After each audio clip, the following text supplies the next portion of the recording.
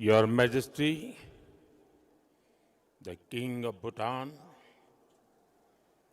Your Majesty, the fourth King, royal family के सम्मानित सदस्यगण, भूटान के प्रधानमंत्री जी, अन्य महानुभाव और भूटान के मेरे प्यारे भाई और बहनों,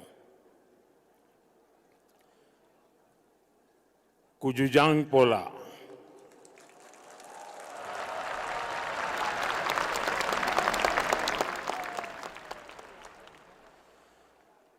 आज का दिन भूटान के लिए, भूटान के राज परिवार के लिए और विश्व शांति में विश्वास रखने वाले सभी लोगों के लिए बहुत अहम है। सदियों से भारत और भूटान का संबंध बहुत ही गहन, आत्मीय और सांस्कृतिक नाता रहा है और इसलिए इस महत्वपूर्ण अवसर पर शामिल होना भारत का और मेरा कमिटमेंट था। लेकिन आज मैं यहां बहुत भारी मन से आया हूं। कल शाम दिल्ली में हुई भयावह घटना ने सभी के मन को व्यथित कर दिया है। मैं पीड़ित परिवारों का दुख समझता हूं। आज पूरा देश उनके साथ खड़ा है। मैं कल रात भर इस घटना की जांच में जुटी सभी एजेंसियों के साथ, सभी महत्वपूर्ण लोगों के साथ संपर्क में था, विचार विमर्श चलता था, जानकारियों के तार जोड़े जा रहे थे। हमारी एजेंसियां इस षड्यंत्र की तह तक जाएगी। इसके पीछे के षड्यंत्रकारियों को बख्शा नहीं जाएगा। All those responsible will be brought to justice.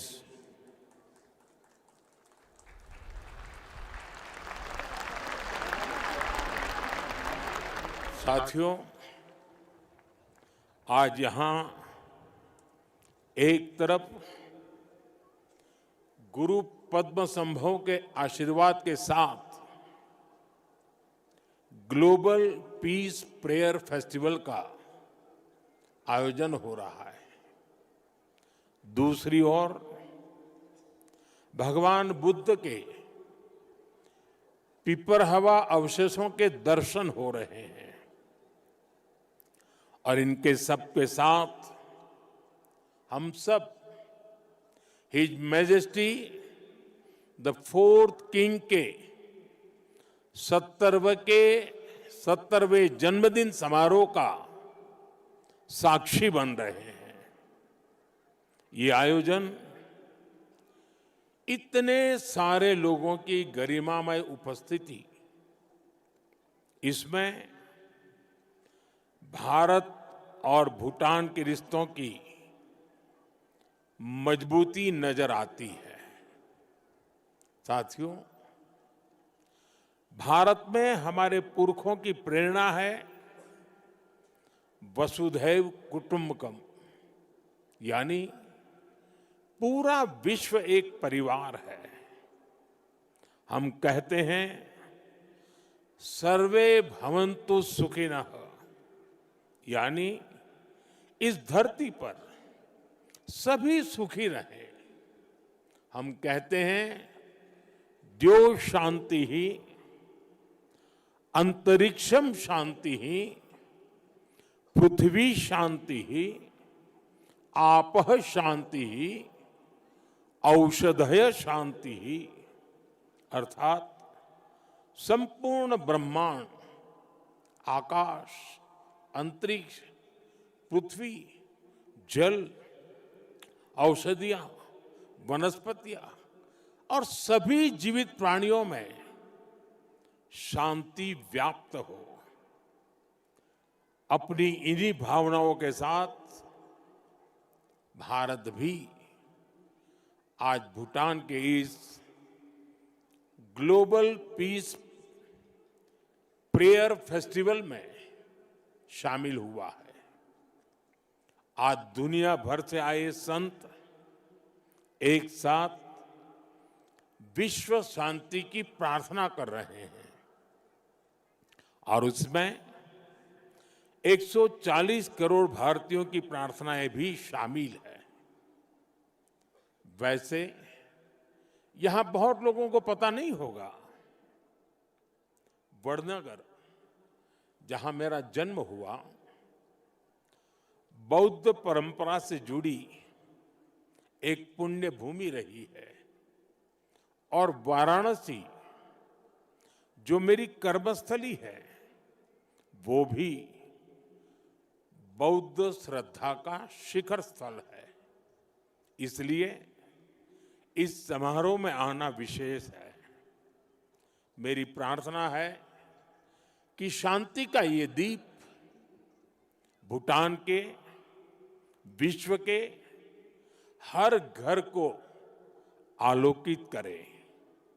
साथियों, भूटान के his majesty the fourth king का, उनका जीवन, विजडम, सिंप्लिसिटी, करेज और राष्ट्र के प्रति सेल्फलेस सर्विस का संगम है। उन्होंने 16 वर्ष की बहुत छोटी आयु में ही बड़ी जिम्मेदारी संभाली, अपने देश को एक पिता जैसा स्नेह दिया और अपने देश को एक विजन के साथ आगे बढ़ाया। 34 वर्षों के अपने शासनकाल में उन्होंने भूटान की विरासत और विकास दोनों को साथ लेकर चले। भूटान में लोकतांत्रिक व्यवस्थाओं की स्थापना से लेकर बॉर्डर एरिया में शांति स्थापना कराने तक हिज मैजेस्टी ने एक निर्णायक भूमिका निभाई।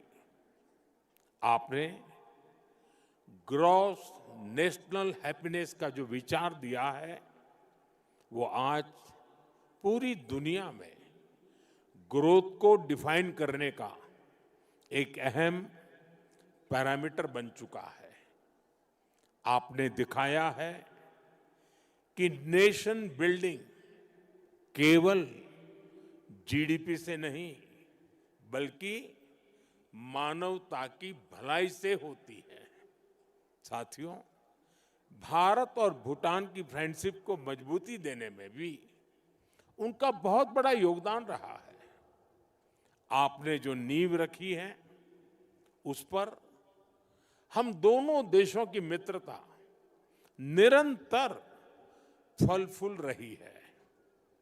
मैं सभी भारतीयों की तरफ से हिज मैजेस्टी को अनेक अनेक शुभकामनाएं देता हूं और उनके बेहतर स्वास्थ्य और दीर्घायु होने की कामना करता हूं। साथियों, भारत और भूटान सिर्फ सीमाओं से नहीं, संस्कृतियों से भी जुड़े हैं। हमारा रिश्ता वैल्यूज का है, इमोशंस का है, पीस का है, प्रोग्रेस का है। 2014 में प्रधानमंत्री पद की शपथ लेने के बाद मुझे अपनी पहली विदेश यात्रा में भूटान आने का अवसर मिला था। मैं आज भी उस यात्रा को याद करता हूं तो मन भावनाओं से भर जाता है। भारत और भूटान के संबंध इतने सशक्त और समृद्ध हैं। हम मुश्किलों में भी साथ थे, हमने चुनौतियों का सामना भी मिलकर किया, और आज जब हम प्रोग्रेस की प्रॉस्पेरिटी की तरफ चल पड़े हैं तब भी हमारा साथ और मजबूत हो रहा है। His majesty the king Bhutan को नई ऊंचाई की ओर ले जा रहे हैं। भारत और भूटान के बीच विश्वास और विकास की जो साझेदारी है वो इस पूरे विजन के लिए बहुत बड़ा मॉडल है। साथियों, आज जब हम दोनों देश तेजी से आगे बढ़ रहे हैं तो इस ग्रोथ को हमारी एनर्जी पार्टनरशिप और गति दे रही है। भारत भूटान हाइड्रो पावर साझेदारी की नींव भी his majesty the fourth king के नेतृत्व में रखी गई थी। हिज मैजेस्टी फोर्थ किंग और हिज मैजेस्टी फिफ्थ किंग दोनों ने ही भूटान में सस्टेनेबल डेवलपमेंट और एनवायरनमेंट फर्स्ट का विजन आगे बढ़ाया है। आपके इसी विजन की नींव पर आज भूटान विश्व का पहला कार्बन नेगेटिव देश बना है। ये एक असाधारण उपलब्धि है। आज per capita renewable energy generation में भी भूटान विश्व के सर्वोच्च देशों में से एक है। साथियों, भूटान आज अपनी इलेक्ट्रिसिटी 100% रिन्यूएबल स्रोत से उत्पन्न करता है। इस क्षमता का विस्तार करते हुए आज एक और बड़ा कदम उठाया जा रहा है। आज भूटान में 1000 मेगावाट से अधिक का एक नया हाइड्रो इलेक्ट्रिक प्रोजेक्ट लॉन्च कर रहे हैं, जिससे भूटान की हाइड्रो पावर कैपेसिटी में 40% की बढ़ोतरी हुई है। इतना ही नहीं, लंबे समय से रुके हुए एक और हाइड्रो इलेक्ट्रिक प्रोजेक्ट पर भी फिर से काम शुरू होने जा रहा है। और ये हमारी पार्टनरशिप सिर्फ हाइड्रो इलेक्ट्रिक तक सीमित नहीं है। अब हम सोलर एनर्जी में भी एक साथ बड़े कदम उठा रहे हैं। आज इससे जुड़ी अहम समझौते भी हुए हैं। साथियों, आज एनर्जी कोऑपरेशन के साथ साथ भारत और भूटान की कनेक्टिविटी बढ़ाने पर भी हमारा फोकस है। हम सभी जानते हैं, connectivity creates opportunity and opportunity creates prosperity. इसी लक्ष्य के साथ आने वाले समय में गैलेफू और सामर्थ्य शहरों को भारत के विशाल रेल नेटवर्क से जोड़ने का फैसला लिया गया है। इस प्रोजेक्ट के पूरा होने से यहां की इंडस्ट्री का, भूटान के किसानों का भारत के विशाल मार्केट तक एक्सेस और आसान हो जाएगा। साथियों, रेल और रोड कनेक्टिविटी, इसके साथ साथ हम बॉर्डर इंफ्रास्ट्रक्चर पर भी तेजी से आगे बढ़ रहे हैं। हिज मैजेस्टी ने जिस गैलेफू माइंडफुल ने सिटी के विजन पर काम शुरू किया है, भारत उसके लिए भी हर संभव सहयोग कर रहा है। मैं आज इस मंच से एक और महत्वपूर्ण घोषणा कर रहा हूं। आने वाले समय में भारत गैलेफू के पास इमिग्रेशन चेक पॉइंट भी बनाने जा रहा है, ताकि यहां आने वाले विजिटर्स और इन्वेस्टर्स को इससे और सुविधा मिल सके। साथियों, भारत और भूटान की प्रगति और समृद्धि एक दूसरे से जुड़े हुए हैं और इसी भावना से भारत सरकार ने पिछले वर्ष भूटान के 5 ईयर प्लान के लिए 10,000 करोड़ रुपीस सहयोग की घोषणा की थी।